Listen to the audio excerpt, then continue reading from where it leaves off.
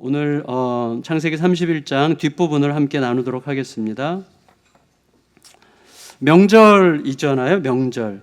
그 명절은 설레임이죠. 설레임. 그렇지만 만나고 싶지 않은 사람을 만나는 부담 때문에 설레임이 망설임으로 바뀔 수 있다고 생각합니다. 그래서 이 명절이 좀 망설여지는, 이게 가야 돼 말아야 돼, 이렇게 망설여지는 시간이 될 수 있는 거죠. 특히 이제 친척들 중에 참 유치하게 잘난 척하는 이제 그런 분들이 혹시 있는 경우에는 정말 가기 싫죠. 제가 이제 생각해 보니까 중학교 때 한편으로는 이제 세뱃돈에 대한 설레임이 있잖아요. 분명히 세뱃돈에 대한 설레임이 있지만 다른 한편으로는 저보다 이제 20살 이상 많은 사촌 형님이 계셨어요. 근데 그분에 대한 부담 때문에 가고 싶지 않았던 기억이 참 선명한데, 그 형님은 친척들 대다수가 이제 좀 가난한데 그 중에서도 그나마 형편이 좀 나았어요. 그래서 주유소도 하고 뭐 이러셨는데 집안의 또 장손이었어요.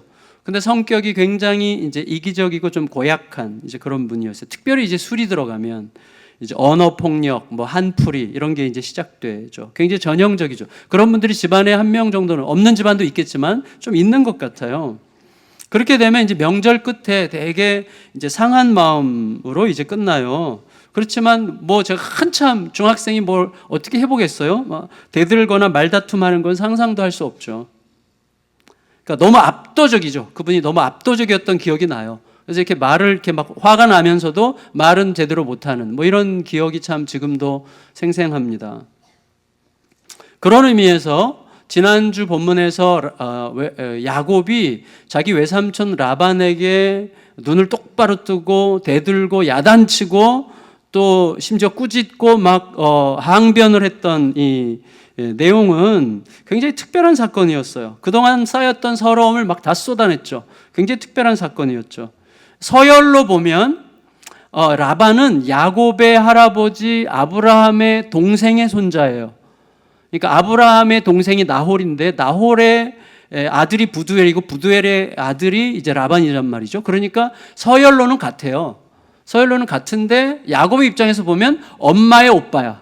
그렇죠. 엄마의 오빠고 또 아내의 아빠고, 그리고 또 그 족장이죠. 빈털터리인 자기를 거둬준 집주인이고 집안의 모든 대소사를 결정하는, 주도하는 주권자였기 때문에 너무나 큰 인물이죠, 라반은. 그러니까 사실은 라반이 지난 20년 동안 야곱을 갖고 놀고 야곱을 이용해서 거부가 됐는데 그래도 사실 꼼짝할 수 없었던, 야곱이 바보가 아닌데도 불구하고 지난 20년을 곱게 순종할 수밖에 없을 만큼 라반은 큰 존재였죠. 그런 의미에서 라반을 상대로 이렇게 따지고 논쟁한다는 것은 사실은 거의 불가능한 일이었을 겁니다. 그런데 라반보다 이제 야곱이 더 옳다는 게 밝혀졌죠. 라반이 막 씩씩거리면서 막 내가 옳고 너가 틀렸다 뭐 이렇게 하면서 막 따졌던 게 사실은 다 옳지 않다는 게 드러났고, 그리고 야곱이 지난 20년 동안 자기 삼촌 라반이 얼마나 힘들게 야곱을 대했는가 하는 것에도 불구하고 야곱이 얼마나 애를 쓰면서 순수하게 섬겼던가 하는 게 이제 드러난 이상, 그리고 야곱에게 혐의를 씌운 게 뭐예요? 가정수호신 드라빔 절도 혐의를 뒤집어 씌워서 막 야단을 쳤는데 절도 혐의가 드러나지 않았죠. 그렇게 입증되지 못한 이상 라반은 기가 죽고 야곱의 목소리는 커지는 상황이 됐습니다. 근데 무엇보다도 야곱이 그토록 확고하게 삼촌을 대적할 수 있었던 이유는 자기가 더 옳다는 게 드러났기 때문이기도 하겠지만, 또 라반이 자기 잘못을 인정했기 때문이기도 하겠지만 사실은 결정적인 이유는 아닐 거예요. 야곱이 이렇게 담대하게 확신 있게 자기 삼촌을 정면으로 보면서 삼촌의 잘못을 낱낱이 드러내고 자기 옳음을 입증하고 그리고 담대하게 얘기할 수 있었던 굉장히 중요한 결정적 이유는 야곱의 하나님이 라반에게 나타나셔서 야곱을 편드시는 것을 라반이 알았다는 사실을 야곱이 알았기 때문이죠. 이게 굉장히 중요하죠. 여러분, 마침 이런 거죠. 힘으로는 내가 절대로 상대할 수 없는 녀석이 있는데 그 녀석에게 내가 막 감히 악을 쓰면서 대들 수 있는 이유는 뭐예요? 내 뒤에 서 있는 유도 선수 출신인 우리 형을 그 녀석이 알아봤다는 사실을 내가 알게 됐을 때, 그때 이제 우리가 담대해지는 거죠. 그러니까 여러분, 하나님께서 내 편을 드시는 것을 그가 알게 되었다는 사실을 내가 알게 될 때 이제 담대해지는 거죠. 그래서 여러분, 상대하기 힘들고 불편한 사람을 상대하기 위한 바른 길은 내가 의도적으로 자꾸 더 하나님께 가까이 가는 길밖에 없어요. 진짜로. 그래서 하나님의 실제에 내가 머무르는 거죠. 하나님의 실제 안으로 자꾸 들어가는 거죠. 그리고 하나님을 가까이 함으로 하나님께서 나와 함께 계시다는 사실을 그가 알게 되는 거예요. 그게 이제 가장 핵심이죠. 그거는 여러분, 하나님께서 나와 함께 계시다는 증거가 돈이 많아졌다, 사회적으로 지위가 높아졌다, 이런 거는 아니에요. 그런 것들로는 근본적인 해결이 될 수 없습니다. 하나님의 은혜로 형성된 어떤 성품, 저희 교회도 그런 분이 있어요. 아내가 바뀌면서 남편이 아내로 인해서 감동받아서 하나님을 찾게 되는 경우들이 굉장히 많습니다. 하나님의 은혜로 형성되는 성품과 그 성품에서 나오는 행동에 관한 이야기예요. 이게 근본적으로 중요하죠. 결국 주도권은 야곱에게로 넘어왔습니다. 야곱에게. 따라서 라반은 자기 구겨진 자존심을 최대한 감추면서 이렇게 제안할 수밖에 없었어요. 43절, 44절 읽겠습니다. 다시 시작. 라반이 야곱에게 대답하여 이르되 딸들은 내 딸이요 자식들은 내 자식이요 양떼는 내 양떼요 내가 보는 것은 다 내 것이라 내가 오늘 내 딸들과 그들이 낳은 자식들에게 무엇을 하겠느냐. 이제 오라. 나와 내가 언약을 맺고 그것으로 너와 나 사이에 증거를 삼을 것이니라. 수세에 몰렸어요, 라반이. 그런데 이제 자존심은 지키기 위해서 이거 다 원래 내 거 아니야? 이걸 좀 얘기하지만 원래 말하고 싶은 건 뭐예요? 너와 나 사이에 꼭 지켜야 될 약속을 맺자. 이제 이렇게 제안을 한 겁니다. 근데 이제 약속을 맺자는 말은 라반이 했는데 이 약속 체결 의식은 야곱이 주도해요. 야곱이. 45절, 46절에 이렇게 기록되어 있습니다. 45절, 46절 읽을까요? 시작. 이에 야곱이 돌을 가져다가 기둥으로 세우고 또 그 형제들에게 돌을 모으라 하니 그들이 돌을 가져다가 무더기를 이루매 무리가 거기 무더기 곁에서 먹고. 자, 약속을 합니다. 이제 약속을 하는데 증표를 두 가지를 세워요. 약속의 증표, 약속의 표시로 야곱은 돌 기둥 하나를 세웠어요. 돌 기둥 하나. 이거는 이제 우리가 금방 예상할 수 있죠. 20년 전 집을 떠나 광야를 지날 때 베델에서 하나님을 찾아오신 하나님 앞에 제사 드리기 위해서 세웠던 바로 그 돌기둥. 그래서 그 하나님, 그 약속의 하나님, 그때 나를 지키시겠다고 하셨던 그 약속의 하나님을 이 자리에 초대하여 증인으로 삼기 위하여 하나님을 모시는 하나의 표시로 돌기둥을 세웠어요. 그런데 상대방 사촌들에게는, 처남들에게는 니네는 돌 무더기를 세우라고 그랬는데 정확한 의미는 모르겠지만 어떤 신학자는 그게 야곱이 나는 한 하나님을 섬기고 있지만 너희는 여러 신을 섬기고 있는 자들이야 라는 것을 드러내기 위한 하나의 방식이었을 거라고 예측할 수 있다고 이야기합니다. 근데 어쨌거나 돌기둥과 이 돌무더기 두 개가 이제 증인으로 서 있어요. 거기에 무엇을 위한 증거죠. 무엇을 위한 증거가 거기에 있다는 것을 서로가 잊지 않고 인정하기 위해서 이제 두 개를 세운 건데 뭘 위한 증거였죠? 세 가지예요. 본문을 쭉 보면 세 가지인데 첫째는 뭐냐면 살피시는 하나님을 서로 인정한다 이 뜻이에요. 살피시는 하나님을 서로 인정한다. 자, 보세요.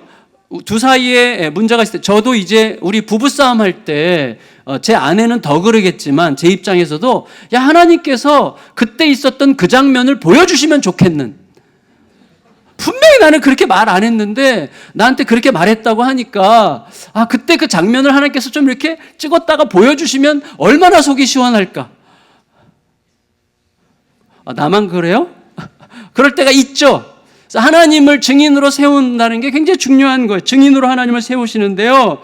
하나님이 너와 나 사이에 하나님이 우리 서로가 서로 옳다고 하면 누구도 증인이 될 수 없으니까 모든 것을 앞으로 먼 훗날에도 증거해 주실 수 있는 분, 곧 하나님이 너와 사이에 살피시기를 바란다는 것을 너와 나 모두가 함께 인정하도록 하자라는 표시로 거기에 돌기둥과 돌무더기를 세웠다는 거예요. 특별히 하나님이 살피시는 하나님이라고 표현할 때 살피신다는 뜻에서 나온 단어가 파수꾼이라는 단어거든요. 파수꾼. 그걸 49절에서는 뭐라 그랬죠? 49절에서 미스바라고 불러요. 미스바는 망대라는 뜻이에요. 그래서 망대에서 살피시는 파수꾼 하나님을 이제 그 자리에 증인으로 세우려고 하는 것입니다. 그 하나님이 우리의 증인이라는 사실을 우리 서로 인정하도록 하자. 지금 이렇게 약속하는 거죠. 라반은요. 자, 라반은 아무래도 지난밤에 자기 꿈에 나타나서 말씀하셨던 그 하나님의 경고를 통해서 굉장히 강한 충격을 받았던 것 같아요. 그리고 많은 생각을 한 것 같습니다. 이 짧은 시간 안에. 왜냐하면 야곱이 지금 늘 그 이름을 부르고 있는 여호와 하나님이 어떤 분이신가 하는 것을 두려움 속에서 언뜻 알게 됐던 것 같아요. 그 하나님은 야곱이 그동안 얼마나 힘들게 일했는가, 지난 20년 동안 얼마나 힘들게 일했는가 하는 20년의 세월을 알고 계시는 하나님이었고, 어쩔 수 없이 지금 야곱이 도망치는 중이라는 사실도 알고 계셨고, 라반이 추격하고 있다는 사실도 알고 계셨고, 라반이 추격해서 야곱을 공격하고 싶어하는 공격성을 가지고 있다는 사실도 알고 계셨기 때문에 라반의 꿈속에 나타나서 그에게 경고하시는 거죠. 그러니까 그게 꿰지는 거예요, 라반 속에서. 다시 말하면 나에게 나타나서 경고하신 하나님은 이 모든 상황을 감찰하고 살피고 계셨구나 라는 사실을 충격적으로 깨달은 거죠, 라반이. 여러분, 따라서 우리 입장에서 말한다면 상대하기 힘든 사람을 상대하는 힘은 하나님께서 세세하게 알고 계신다는 사실은 실제로 내 안에서 기억해내는 거예요. 우리는 이 말로 말하는 것과 그래 나 알아 라고 하는 것과 실제로 내 온몸이 그것을 기억해내는 것은 다른 문제예요. 굉장히 다른 문제죠. 다 알지만 안 되거든요. 내 세포가 기억을 해내야 돼요. 내 몸에서 기억을 해내야 되는 것이죠. 라반은 이제 그 경험을 하나님께서 그의 꿈속에 나타나 경고하시는 그 사건을 통해서 지난 20년 동안에 야곱이 가끔씩 불렀던 이 하나님의 이름을 통해서 지난 세월이 아마 야곱을 중심으로 쫙 꿰졌을 가능성이 있다고 생각이 됩니다. 근데 그렇다고 해서 라반이 이제 하나님을 제대로 믿기 시작했다 이렇게 말하기는 어려울 것 같습니다. 하지만 뭔가 새로운 각성이 시작된 건 분명해요. 뭔가 새로운 각성이 시작됐어요. 그래서 이제서야 정신 차렸어요, 라반이. 자기의 삶에서 뭐를 가장 중요하게 생각했어야 됐는지를 이제 깨달은 것 같아요. 그래서 이 증거의 무더기를 두고 이렇게 약속을 하죠. 그 야곱에게 50절 읽겠습니다. 50절 시작. 만일 내가 내 딸을 박대하거나 내 딸들 외에 다른 아내들을 맞이하면 우리와 함께 할 사람은 없어도 보라, 하나님이 나와 너 사이에 증인이 되시느니라 함이었더라. 여러분, 라반은 제일 먼저 이제 이 증거의 돌무더기와 돌기둥 앞에서 제일 먼저 거기에 걸고 싶은 약속이 있는데 그게 딸들에 대한 보호였어요. 딸들에 대한 보호. 그러니까 여기 지금 뭔가 라반의 마음의 변화가 일어나기 시작해요. 그동안 딸들은 안중에도 없었고 딸들이 우리 아버지를 돈 받고 팔아먹었어라고 느낄 정도로 딸들에게 무심했던 이 아버지가 이제 이 증거의 돌무더기를 앞에 두고 야곱에게 너 우리 딸들을 학대하면 안 되고 박대하면 안 되고 딸들 외에 다른 여자들 얻으면 절대 안 돼라는 것을 여기 약속해 라고 지금 이야기하고 있는 거죠. 그래서 한마디로 자기 딸들에 대한 정당한 대구를 요구하고 있어요. 그렇지만 사실은 자기가 그동안 지난 20년 동안 얼마나 야곱을 정당하지 못하게 돼 있는가를 알고 있었다면 이렇게 쉽게 요구하지는 못했겠죠. 근데 어쨌거나 여러분, 우리의 삶에서는 매우 부당한 사람이 남에게 정당함을 요구하는 경우들이 얼마나 많습니까? 하지만 어찌됐건 뒤늦게라도 자기의 야비하고 무책임하고 이기적인 선택으로 두 딸을 한 남자에게 보내는, 이거 아버지의 선택이잖아요. 그런 선택으로 얼마나 두 딸이 그동안 악을 쓰면서 경쟁적으로 그렇게 피 튀기면서 힘들게 살아왔는지를 이제서야 생각했는지도 몰라요. 그리고 무려 두 딸이 12명의 아이를 낳는 동안에 자기가 얼마나 무심했었는지를 이제서야 생각했는지도 몰라요. 이제 짐 보따리를 이제 싸가지고 언제 다시 볼지 모르는 길을 떠나는, 이제 영원히 앞으로 못 보죠. 앞으로 뭐 지금 시대가 아니니까 앞으로 다시 볼지 모르는 길을 떠나는 두 딸이 갑자기 취근해졌는지도 몰라요. 제가 정말 여기 여러 형님들에겐 죄송하지만 딸을 시집 보내고 보니까 딸을 시집 보내고 보니까요, 진짜 이 바리바리 짐 싸들고 애 들쳐업고 이 집을 나서는 딸의 뒷모습 보는 게요, 그렇게 측은합니다. 측은하고 막 어떻게 할 수 없어요. 이제 눈물이 막 저절로 나려고 그래요. 너무 측은하고 안쓰럽죠. 너무나 안쓰럽죠. 근데 라반이 지금 이제 앞으로 영영 다시 못 볼 것 같은 이제 딸을 느끼는 거죠. 그러면서 이제 뭔가 마음의 감동이 일어나요. 그래서 딸들과의 마지막 작별을 앞두고서 그제서야 아버지가 되고 싶었던 것 같아요, 라반은. 그러니까 이 언약의 돌무더기를 두고 이제 자기 제일 먼저 약속하는 게 우리 딸들 좀 잘해줘라. 우리 딸들 박대하면 안 된다. 우리 딸들 외에 다른 여자들 너 얻어서 집안에 풍비박산 일으키면 안 된다. 이걸 지금 야곱에게 약속하라고 이야기하고 있는 거죠. 그래서 여러분 이렇게 해서 이 야곱과 라반 두 사람 사이에 세워진 돌기둥과 돌무더기는 하나님을 감시자로, 살피시는 감시자로 두 사람 다 인정한다는 표시였고, 그 하나님 앞에서 레아와 라헬을 정당하게 대해야 된다는 약속의 표시였습니다. 하지만 거기서 더 나가요. 더 나가서 이제 세 번째, 이게 어떤 목적이냐면 두 사람 사이에 자기 영역을 넘어서 서로 침범하지 않겠다는 표시로 이 돌무더기를 세운 거예요. 51절, 52절 읽겠습니다. 시작. 라반이 또 야곱에게 이르되 내가 나와 너 사이에 둔 이 무더기를 보라. 또 이 기둥을 보라. 이 무더기가 증거가 되고 이 기둥이 증거가 되나니 내가 이 무더기를 넘어 내게로 가서 해하지 않을 것이요 내가 이 무더기 이 기둥을 넘어 내게로 와서 해하지 아니할 것이라 그랬어요. 한마디로 상호 불가침, 평화의 표시였어요. 자, 그런데 여러분 우리가 알잖아요. 현실적으로 약속의 효과라고 하는 것은 얼마나 미미하죠? 정말 미미하죠. 돌기둥은 쓰러뜨리면 그만이고 돌무더기는 흩어버리면 그만이에요. 약속은요, 어떤 한쪽이 일방적으로 계속해서 지속적으로 안 지키면 어쩔 수 없어요. 죽여! 이러면 끝이에요. 배째! 끝이에요, 여러분.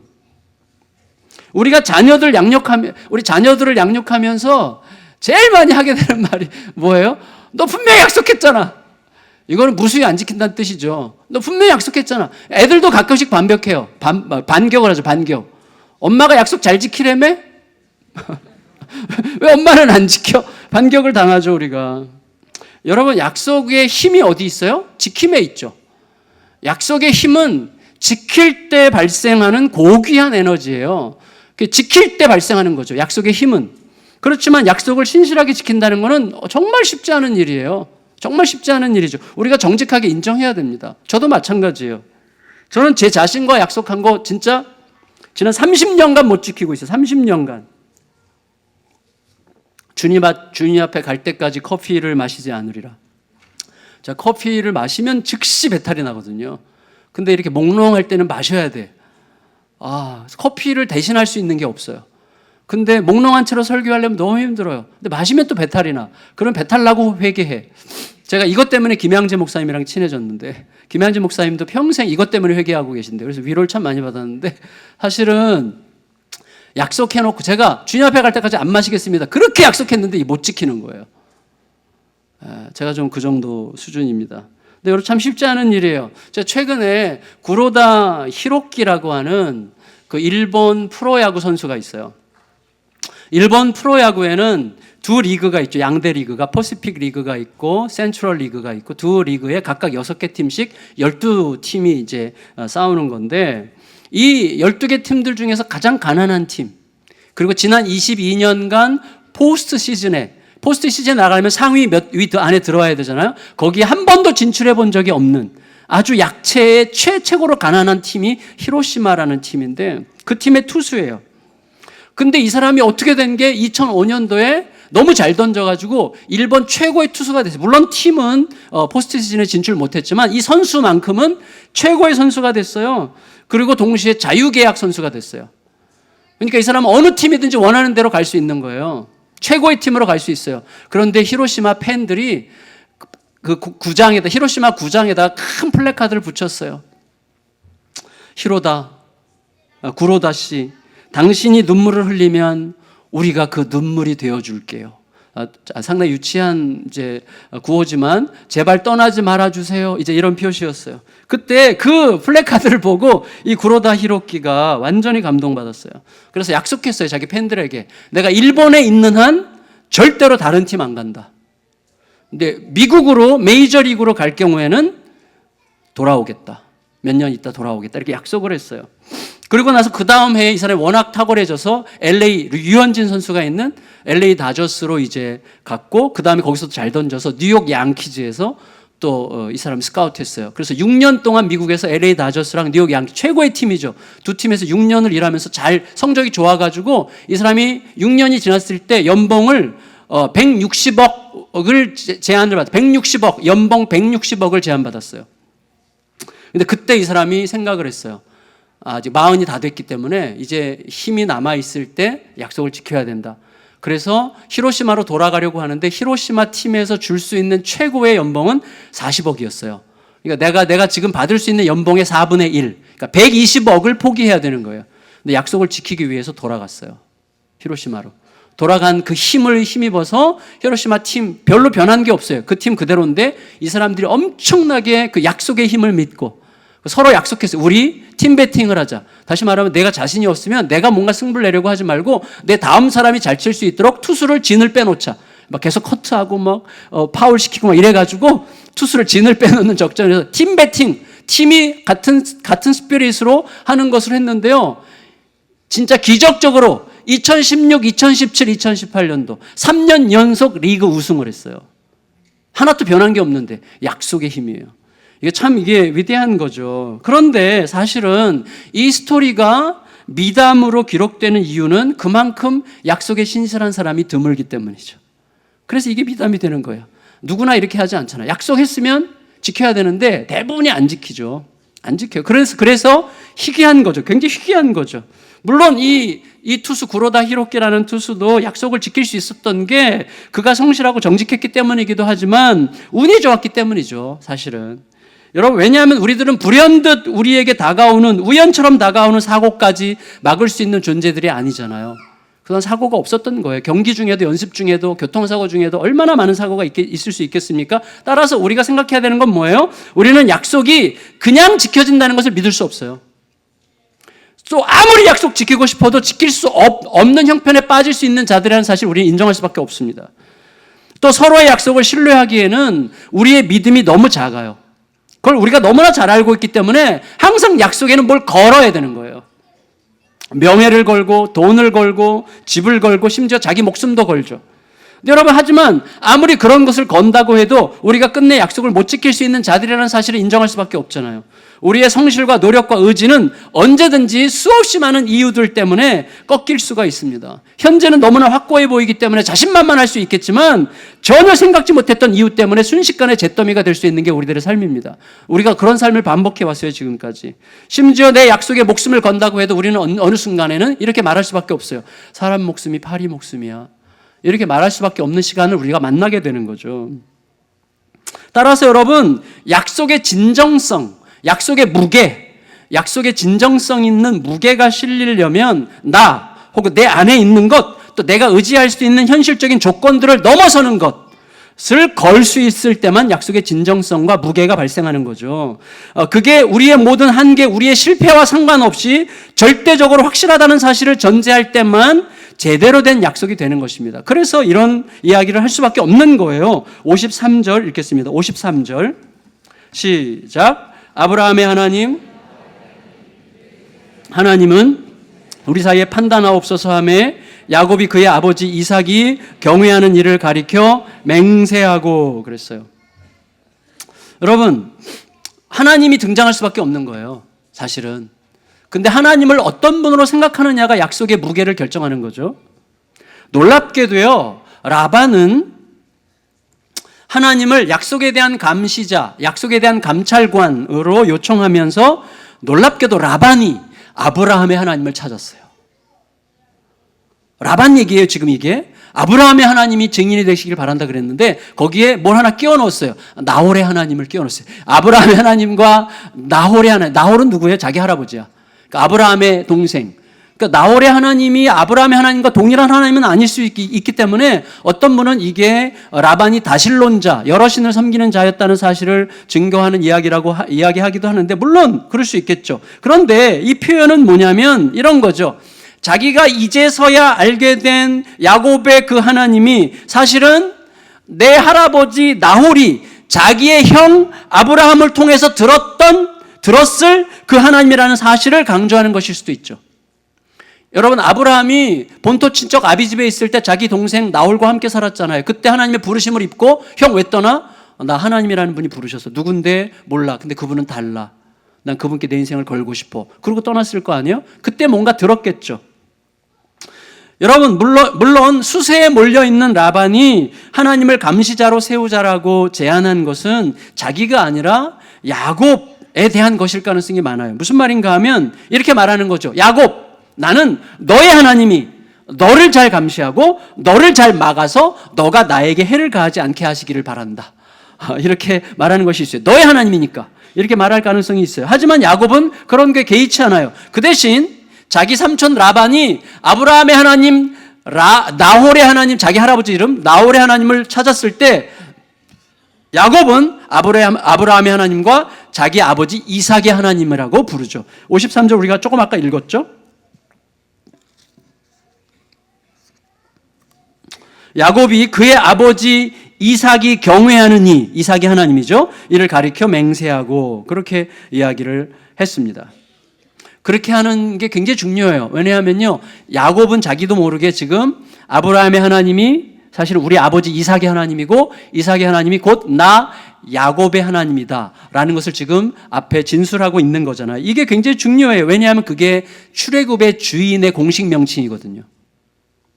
출애굽의 주체자, 출애굽의 역사의 주인공에 대한 공식 명칭이 아브라함의 하나님, 야곱의 하나님, 이삭의 하나님, 야곱의 하나님이에요. 모세가 하나님의 명령을 받들어서 이스라엘 백성들 애굽에서 노예 생활하고 있는 우리로 치면 죄 가운데서 노예로 살아가고 있는 자들에게 가서 너희들을 하나님께서 너희를 불러 출애굽시키려고 하신다. 하나님이 나를 너에게 보내셨다라고 얘기했을 때 이스라엘 백성들이 뭐라 그래요?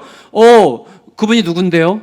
그분이 누군데요? 라고 이야기할 때 모세가 그분에 대해서 이야기할 때 아브라함의 하나님, 이삭의 하나님, 야곱의 하나님이 나를 너희에게 보내셨다라고 이야기한단 말이에요. 근데 그건 무슨 뜻이에요? 아브라함에게 약속하신 것을 이삭에게 약속하시고 이삭에게 약속하신 것을 야곱에게 약속하시고 야곱에게 약속하신 것을 오늘 우리에게 이루려고 하시는 그분이 나를 너에게 부르신 거야. 그분이 출애굽의 주체자, 출애굽의 주인이시라는 걸 이야기했어요. 여러분, 우리들의 삶에 진짜 출애굽은 언제 있어요? 진짜 출애굽. 애굽의 노예 생활이 우리의 죄 가운데 살아가는 삶이라면 우리를 죄로부터 영원토록 건져내신 예수 그리스도의 십자가와 부활이 진정한 출애굽 사건입니다. 출애굽 사건의 완성이죠. 출애굽의 완성은 십자가와 부활이에요. 그런데 예수님께서 부활에 대해서 말씀하실 때 이렇게 말씀하셨죠. 출애굽을 완성하신 이 예수님께서 부활에 대해 설명하실 때 죽음에 삼켜지지 않고 부활로 영원히 살게 될 모든 살아있는 산자의 하나님은 누구라고요? 아브라함의 하나님, 이삭의 하나님, 야곱의 하나님이라고 예수님께서도 말씀하셨어요. 그래서 야곱은 지금 본의 아니게 출애굽의 주인의 이름을 완성하고 있는 중이죠. 여러분, 라반이 아브라함의 하나님, 나홀의 하나님이라고 했을 때 라반 안에서 깨어났던, 이제 참 중요한데 깨어나기 시작한 하나님에 대한 인식이 어느 정도였을지 우리는 잘 모릅니다. 또 야곱이 아브라함의 하나님, 이삭의 하나님을 불렀을 때 그것은 라반의 고백과는 틀림없이 다르지만 차이가 있었지만 그럼에도 불구하고 야곱 안에서 하나님에 대한 지식이 완성된 것은 아니었죠. 그렇죠. 야곱은 아직도 더 많이 하나님을 알아가야 되죠. 하지만 여러분, 자, 이제부터 우리 마지막 결론인데 잘 들어주세요. 우리에게 중요한 것은 하나님에 대한 우리 지식이 절대로 완성될 수 없다는 거예요. 제가 신학 박사 학위를 5,000개를 갖고 있어도 저는 하나님에 대해서 잘 모르는 자로 남게 될 것입니다. 그러니까 하나님에 대해서 우리는 하나님에 대한 지식을 완성할 수 없어요. 하나님에 대한 지식은 완성되지 못해요. 완성될 수 없어요. 그리고 여러분, 중요한 건 뭐냐면 하나님에 대한 우리의 지식과 믿음의 크기가 아니에요. 하나님에 대한 우리의 믿음과 지식의 크기가 아니라 하나님 자신의 크심이 모든 일을 이루어가는 것입니다. 하나님에 대한 우리 믿음의 크기가 일을 이루어가는 게 아니라 크신 하나님이 친히 모든 일을 이루어 가시는 거예요. 그러니까 하나님을 더 많이 알아가는 만큼 우리들의 행동이 달라지는 것은 분명해요. 그래요. 그렇지만 하나님을 더 많이 알아가는 만큼 우리가 더 교묘해질 수 있다는 것도 사실이에요. 그래서 제가 하나님을 더 많이 알아갈 필요 없다, 지금 그 말씀 드리는 게 아니에요. 우리가 하나님을 더 많이 알아가는 만큼 하나님도 덩달아 커지시는 게 아니에요. 그렇죠. 단순 비교하자면 이방 여인 사르밧 과부의 믿음을 종교개혁자 루터나 칼빈의 믿음과 비교할 수 있습니까? 여러분, 비교하기 어려워요. 그리고 비교할 필요도 없어요. 사르밧 과부의 믿음은 그걸로 충분했어요. 캘빈의 믿음 그걸로 충분했어요. 자, 이게 되게 중요한데, 여러분, 우리가 가진 믿음의 크기가 아니라 크신 하나님께서 주신 믿음으로 살아가는 자들이에요. 따라서 하나님을 더 알아가는 만큼 우리는 더 잘 대답할 수 있고, 더 잘 대답할 수 있는 만큼 불필요한 왜곡이나 불필요한 모순에서 벗어날 수 있지만, 그렇다고 해서 신학자의 하나님이 평신도의 하나님보다 크시다고 말할 수 없어요. 여기에 신비가 있는 거예요. 신비가. 근데 알아간다고 해서 하나님을 충분히 헤아릴 수 있는 게 아니에요. 그렇지만 알아가는 만큼 편리할 수는 있어요. 그러나 내가 알아간다고 해서 누구의 하나님보다 더 큰 하나님을 내가 갖고 있다고 말할 수는 없는 거예요. 여기에 신비가 있는 거예요. 그래서 알아갈수록 겸손해질 수밖에 없어요. 알아갈수록 내가 하나님 앞에 엎드릴 수밖에 없는 거예요. 중요한 것은 뭐냐면 내가 고백하는 고백의 자리에 내가 서 있느냐, 내가 고백하는 하나님의 이름이 지금 나를 사로잡아 끌어가고 있느냐 하는 게 중요하죠. 그게 중요해요. 여러분, 하나님에 대해서 우리보다 훨씬 더 많이 알고 있는 신학자들을 존중할 필요가 있고 그들로부터 배울 필요가 있다고 생각합니다. 그렇지만 주눅들 필요는 없어요. 내가 아는 만큼 내가 고백하는 하나님의 고백이, 하나님에 대한 고백이 나를 지금 끌고 가고 있는 한 그건 완전한 거예요. 하나님은 그렇게 우리를 이끌어가고 계시는 거죠. 결국 여러분, 하나님을 약속의 증인으로 모신 라반과 야곱의 고백이 얼마나 정확하고 바르고 깊으냐보다 더 중요한 것은 그들이 지금 하나님의 약속을 자신들의 결심이나 의지나 현실적 조건이 아니라 하나님의 이름에 걸고 있다는 사실이에요. 그게 중요해요. 그래서 이걸 위해서 그들이 어떻게 하죠? 하나님 앞에서 함께 먹는 약속의 공동 식사를 해요. 그래서 그건 무슨 뜻이죠? 54, 5절 읽겠습니다. 54절, 55절. 읽고 마칠게요. 시작. 야곱이 또 산에서 제사를 드리고 형제들을 불러 떡을 먹이니 그들이 떡을 먹고 산에서 밤을 지내고 라반이 아침에 일찍 일어나 손자들과 딸들에게 입맞추며 그들에게 축복하고 떠나 고향으로 돌아갔더라. 여러분 뭐예요? 이제 라반과의 혈연 관계에서 벗어난다는 뜻이에요. 혈연 관계 이상의 관계로 들어간다는 거예요. 여러분 이거 잘 기억해 주세요. 지금 우리 명자리에서 일부러 초점을 이쪽에 맞췄는데 이제 함께 하나님 앞에서 약속을 하고 약속의 증거로 함께 먹는 약속의 공동 식사를 한다는 것은 생명을 나누는 거잖아요. 함께 식사하는 것을 통해서 이제 혈육으로 맺어진 관계, 가족 관계를 뛰어넘어서 약속으로 맺어지는 신성한 동맹의 당사자가 되었다는 것을 확증하는 거예요. 더 큰 관계 속으로 들어간다는 거예요. 무슨 말인가 하면 여러분, 우리들의 생명은 혈연으로 시작되는 거 맞습니다. 그렇지만 본래는 하나님의 약속으로 시작되었다는 것을 절대로 잊으면 안 돼요. 그러니까 하나님의 약속 때문에 우리가 여기 있는 거지 혈연으로 맺어지는 게 아니에요. 그렇다고 혈연을 무시하면 절대로 안 되죠.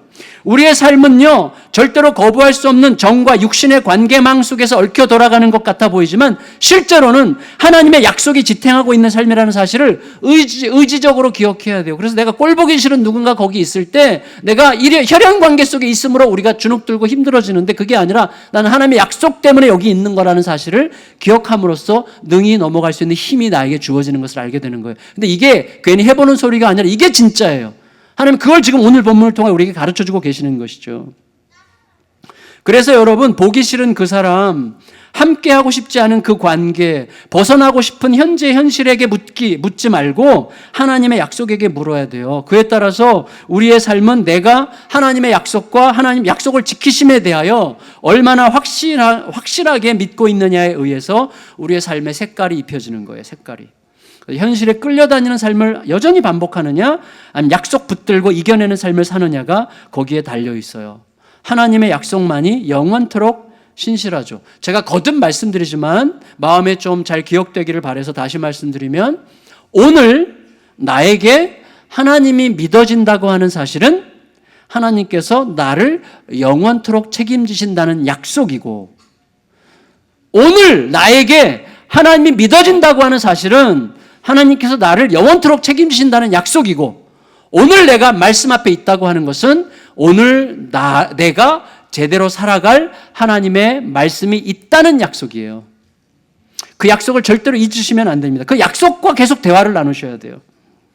여러분, 그 하나님의 약속이 그렇게 중요한 이유는 우리가 그 약속에 관해서 이렇게 강한 확신으로 말할 수밖에 없도록 하나님께서 그 약속에 자기 목숨을 거셨기 때문입니다. 하나님의 아들 예수님께서 자기의 목숨과 바꾸신 약속이기 때문에 이렇게 강하게 말할 수 있는 약속이죠. 따라서 우리는 누구를 또 어떤 현실을 상대하든지 간에 이해관계나 내 개인의 선호도 이런 것보다 하나님의 약속 위에서 만나는 자예요.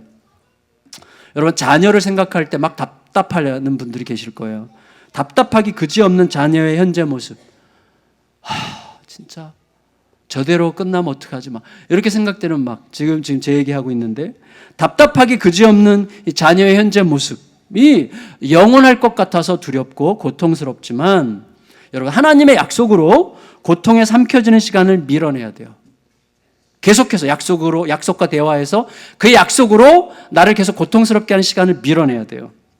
내가 만나기 너무 부담스러운 그 사람, 피하고 싶은 그 현실을 상대하는 게 힘든 건 사실이에요. 그렇지만 나는 그 사람 혹은 그 현실을 상대하는 자가 아니라 하나님의 약속을 상대하는 자예요. 우리는 심지어 자기 자신을 만날 때도 약속으로 만나야 됩니다. 자기 자신을 약속으로 만나세요. 나에 대한 나의 느낌, 나에 대한 나의 판단으로 나를 만나지 말고 내 모습 이대로를 받으시는 나에 대한 하나님의 약속으로 나를 만나야 돼요. 그래서 저도요, 나이가 이렇게 조금씩 들어가니까 참 이렇게 제가 별로 마음에 안 들어요. 거울 볼 때마다 이렇게, 요새는 침을 잘 안 삼키게 되는데 침 삼킬 때마다 여기 목이 얼마나 쪼글쪼글한지, 내가 진짜 할아버지 된 게 침 삼키 보세요. 여기 얼마나 쪼글쪼글해요. 그래서 막 침 삼킬 때마다 여기가 보일 때, 와, 진짜 내가 이렇게, 죄송해요, 여러 여기 어르신들께 정말 죄송하지만 저도 제 자신을 그렇게 썩 좋아하진 않습니다. 그래서 제가 살 수 있는 이유는 내가 스스로 나로 만나지 않아, 내가 나를 만나지 않으려고 하기 때문이에요. 하나님의 약속으로 나를 만나려고 하기 때문이죠. 말씀을 정리하면서 야곱을 이제 생각해 봅니다. 생각해 보세요, 여러분. 망망대해를 쪽배에 의지해서 홀로 항해하듯 광야를 지나서 빈손으로 찾아왔던 이 야곱은 이제 수많은 가족과 양손 가득 수많은 재산을 소유한 거부가 됐어요. 그리고 너무나 소심했던 애송이가 강자인 외삼촌에게 맞서서 당당하게 논쟁하고 이길 수 있는 단단하고 용맹스러운 사람이 됐어요. 그런데 그 중심에는 뭐가 있어요? 그의 모든 고단한 시간들이 그를 삼킬 수 없도록, 그의 모든 고통스러운 시간이 그를 압도하고 지배하지 못하도록 그의 삶 한가운데를 뚫고 들어와서 그를 붙들어준 신실하신 하나님의 절대로 중지되지도 않고 패배하지도 않는 약속이 있었던 거예요. 그 약속, 야곱이 힘들지만 그 약속과 상대했습니다. 그리고 그것이 야곱이 가지고 있었던 가장 크고 위대한 재산이었어요. 그에 따라서 성도 여러분, 하나님과 그의 약속을 붙들고 살아가는 우리들 역시 빈손을 두려워할 필요가 없습니다. 빈손을 두려워할 필요가 없어요. 야곱의 과거처럼 빈손을 두려워할 필요가 없고 소심하고 초라한 자신의 모습을 부끄러워하지 않아도 됩니다. 하나님과 그의 패배하지 않는 약속이 우리의 희망입니다. 여러분, 다윗이 왕이었다는 사실이 중요하지 않아요. 다윗이 왕이었다는 사실보다 훨씬 더 중요한 것은 다윗은 끝까지 약속을 놓치지 않았다는 거예요. 그게 다윗의 여러 가지 모습을 우리에게 보여주는 거죠. 그 약속을 생각하면서 우리 시편 124편을 함께 한 목소리로 읽겠습니다. 시편 124편 시작. 이스라엘은 이제 말하기를 여호와께서 우리 편에 계시지 아니하셨더라면 우리가 어떻게 하였으랴. 사람들이 우리를 치러 일어날 때에 여호와께서 우리 편에 계시지 아니하셨더라면 그때 그들의 노여움이 우리에게 맹렬하여 우리를 산채로 삼켰을 것이며 그때 물이 우리를 휩쓸며 시내가 우리 영혼을 삼켰을 것이며 그때 넘치는 물이 우리 영혼을 삼켰을 것이라 할 것이로다. 우리를 내주어 그들의 이에 씹히지 아니하게 하신 여호와를 찬송할지로다.